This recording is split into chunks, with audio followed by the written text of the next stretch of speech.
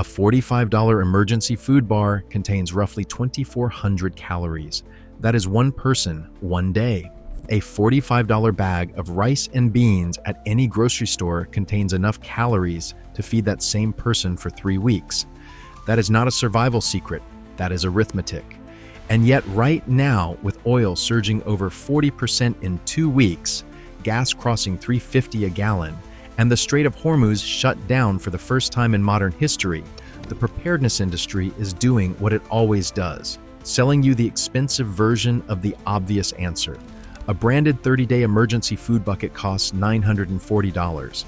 A trip to any warehouse store with $260 gets you the same calorie count and identical shelf life. Nobody makes a margin telling you that. Here is what is actually happening and the 7 things practical people are doing right now. Let us start with why the standard approach falls apart, because it does fall apart reliably every single time a real emergency hits. Most people, if they prepare at all, do one of 2 things. They either grab a case of water bottles and a flashlight from the grocery store, which gives them roughly 48 hours of very uncomfortable survival before both run out. Or they spend $800 to $2,000 on a branded emergency kit that some influencer promoted on a podcast, which is essentially the same 48 hours repackaged with nicer branding, a camo color scheme, and a logo stamped on the bucket. Neither approach survives contact with an actual crisis lasting more than a long weekend. And the reason neither approach works has nothing to do with people being careless. It makes sense. People buy what is marketed to them. That is how every other purchase in life works. The problem is that the preparedness market is not optimized for your survival. It is optimized for their revenue per square foot of shelf space and their conversion rate on a landing page. Those are different objectives, and the gap between them is where all the waste lives. Here is the specific problem with the water bottles. A case is about 2.5 gallons. A family of 4 needs 1 gallon per person per day minimum just for drinking. That is a number straight from FEMA, not from me. So your case of water is gone before dinner on day 2, maybe day 3 if everyone is rationing and nobody is cooking, washing a single dish, or doing anything that remotely resembles normal life. The gas in your car is whatever you happen to have in the tank when things started. Your phone dies within 12 hours because every cell tower in your area runs on a backup battery that lasts 4 to 8 hours. And your debit card is a rectangle of plastic because every point of sale system within driving distance requires electricity you no longer have. That is day 1. Now imagine day 5. Now here is the problem with the expensive kit. You spent serious money and what you got is a collection of products optimized for shelf appeal and shipping convenience rather than crisis performance. The cost per 1,000 calories in a name brand freeze-dried bucket is roughly $18. The cost per 1,000 calories in bulk white rice is 34 cents. That is a 50 times markup. The shelf life argument that supposedly justifies this price difference is theater. Freeze-dried food lasts 25 to 30 years sealed. White rice in Mylar bags with oxygen absorbers inside food-grade buckets also lasts 20 to 30 plus years. You are paying 50 times more for essentially the same longevity, except one option costs $9 in storage supplies and the other costs $900 in marketing. The industry knows this math perfectly well. Their business model depends on you not knowing it. The pattern repeats across every preparedness category. Survival branded water filters cost $30 to $60 for a straw mechanism that filters 1,000 gallons. The identical technology sold through a backpacking company costs $20 and filters 100,000 gallons. Tactical flashlights with the word survival on the handle run $25 to $60 for products identical to $8 hardware store LEDs. Emergency water containers cost 2 to 4 times more than the same food-grade buckets at any home improvement store for $5. It is a tax on not knowing where to look. Once you do know, you opt out of it entirely. Here is what actually works. 7 things, in order of priority, with real prices you can verify this afternoon. First, water storage and purification. This is the cheapest and most neglected prep. which is genuinely strange given that water kills you fastest without it. FEMA says 1 gallon per person per day minimum. Every major disaster in the last 20 years says 2 gallons is closer to reality when you account for cooking, basic sanitation, and the fact that stress and summer heat increase consumption significantly. A family of 4 for 2 weeks needs roughly 56 to 112 gallons.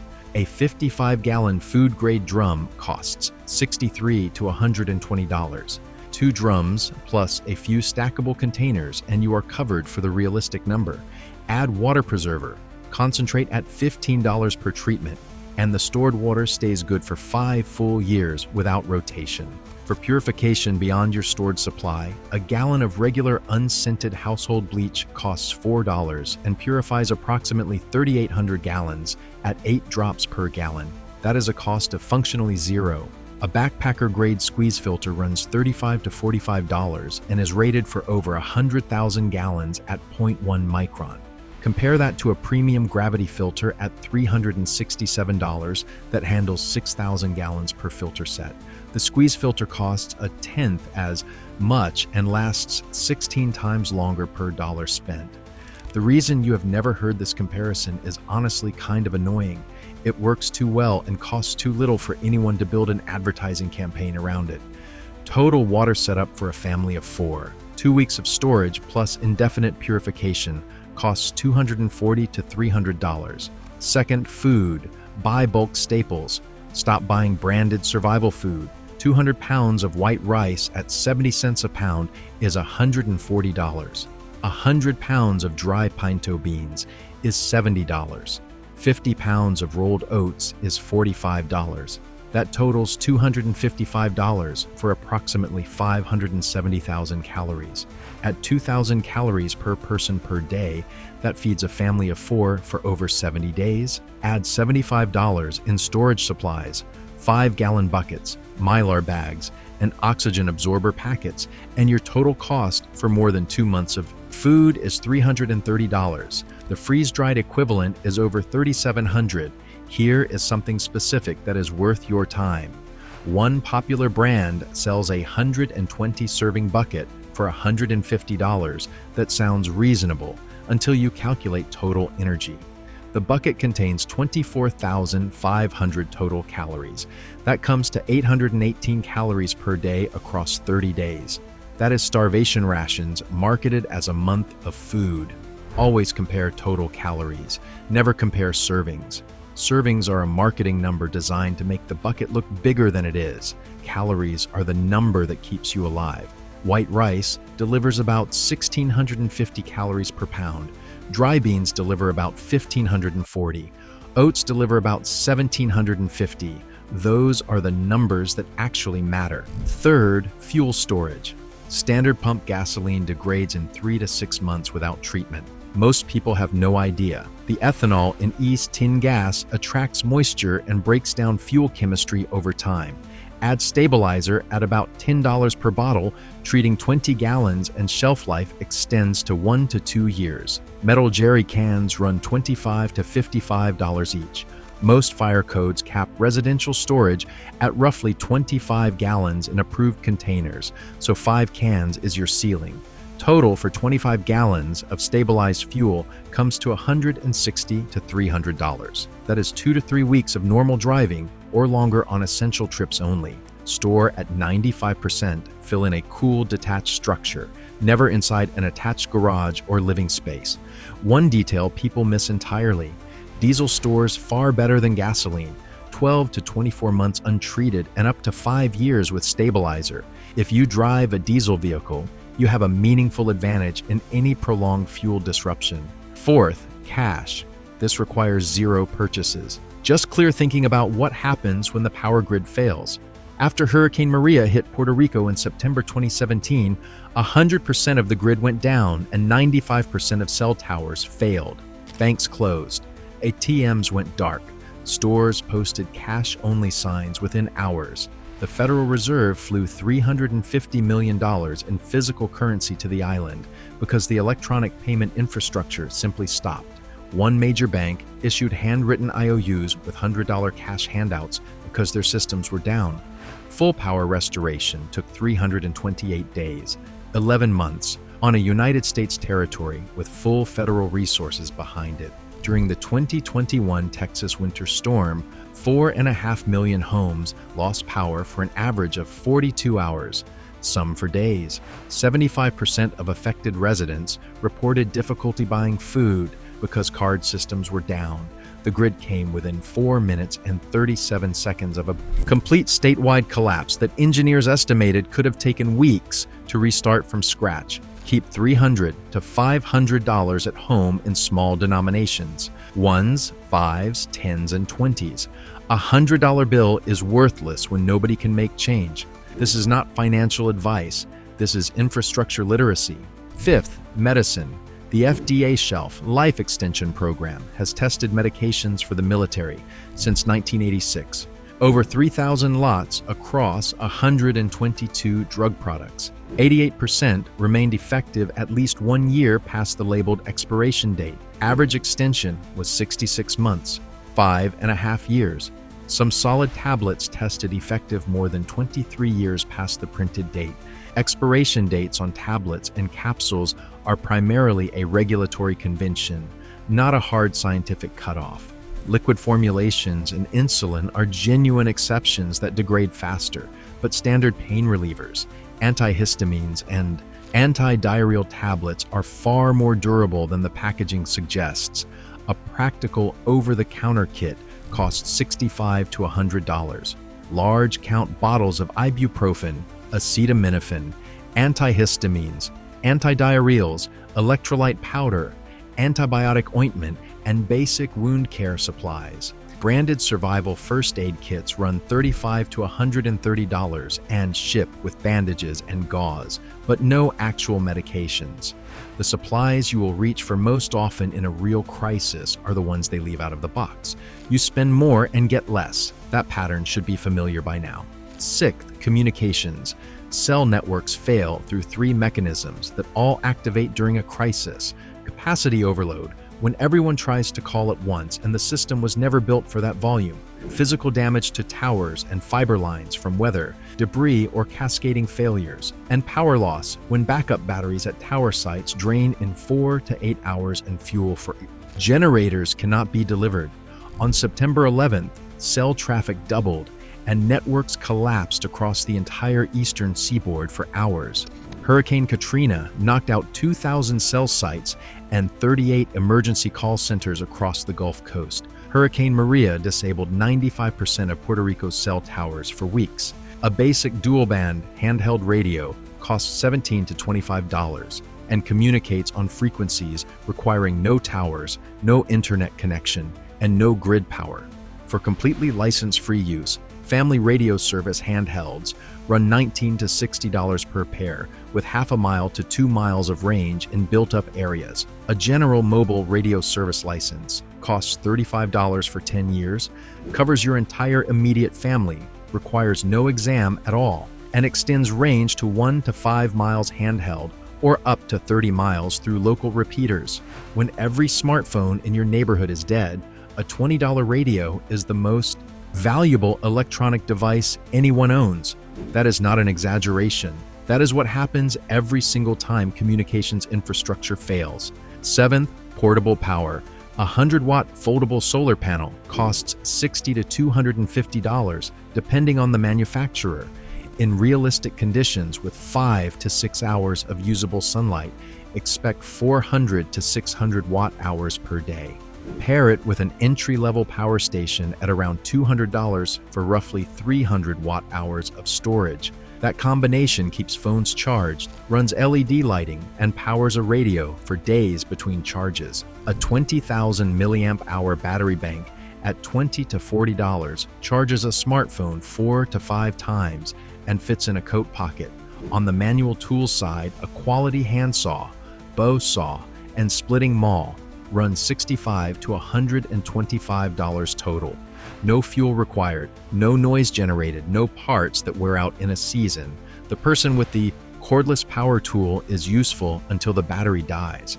The person with the hand tool is useful indefinitely. That is not a philosophy about simple living. That is a design specification. Now, the proof that this pattern repeats every time and that the current situation is measurably worse than anything that has come before. The 1973 Arab oil embargo removed about 5% of global supply. Prices quadrupled from $3 to nearly $12 a barrel. 20% of American gas stations ran completely dry by February 1974. Gas lines stretched for miles. The federal government imposed odd-even license plate rationing and a national 55-mile-per-hour speed limit. In September 2019, a drone and missile strike knocked 5.7 million barrels per day of Saudi processing capacity offline, more than half their total output. Brent crude jumped nearly 20% in a single trading session, the largest intraday spike in recorded oil market history. But Saudi Arabia restored production within 2 to 3 weeks, and prices settled back below pre-attack levels within a month. That was one facility at one location, quickly repaired. The current situation is structurally different in a way that matters. When Iranian forces declared the Strait of Hormuz closed on March 4th of this year, tanker traffic through the world's most critical oil choke point dropped 86% in a single day, from roughly 20 million barrels per day to under 3 million. Over 700 tankers are now queuing outside the strait. The International Energy Agency called this the largest supply disruption in the history of the global oil market and released a record 400 million barrels from emergency reserves. But total worldwide government-controlled reserves are roughly 1.2 billion barrels. At a daily deficit exceeding 10 million barrels, those reserves last about 4 months. Brent crude went from under $70 to roughly $100 a barrel inside of 2 weeks. The national average gas price jumped from under $3 to $3.58. California hit $5.34. Diesel reached $4.83, up 28%. Every 10% rise in oil prices historically adds about 0.4% to inflation. We are already past a 40% price increase. Grocery bills, shipping costs, and energy bills are all going up before the end of this quarter, and that assumes the strait reopens relatively soon. If it does not, the math gets considerably worse. For context, about 20% of all global petroleum consumption flows through that 54-kilometer-wide channel every day. Roughly a quarter of all seaborne oil trade passes through 2 shipping lanes that are each less than 4 kilometers wide. Qatar, which supplies 20% of the world's liquefied natural gas, ships entirely through the strait and has already declared force majeure on its contracts. There is no pipeline bypass for most of that volume. The existing pipelines in Saudi Arabia and the UAE can reroute maybe 3 to 5 million barrels a day. That covers a quarter to a third of normal throughput. The rest has no alternative route. That is the math that matters, and it is the math that most of the television coverage skips entirely. Here is what to do this week if you have not started yet. Go to any warehouse store. Buy a 25-pound bag of rice, a 10-pound bag of beans, and 4 one-gallon jugs of water. That costs about $35. It gives one person roughly 2 weeks of calories and 4 days of water. Then go home and put $200 in small bills in an envelope somewhere secure and not obvious. That is your insurance policy against an ATM network that runs entirely on electricity you may not have. Those 2 steps, $35 in food and $200 in cash, put you ahead of roughly 80% of American households who have done neither. Next week, add a 5-gallon water container and a bottle of bleach. That is another $20, and it doubles your water supply while giving you purification for thousands of gallons. The week after that, pick up a cheap handheld radio and a battery bank, another $40 to $60. Everything else, the water drums, the fuel cans, the solar panel, builds from there at whatever pace your budget allows. Total cost to set up all 7 categories for a family of 4 comes to about $720. The survival industry will happily charge you over $4,000 for equivalent coverage wrapped in tactical branding and sold through a fear-based marketing funnel. That is the whole idea. Now you know how it works. Take care, and I will see you in the next one.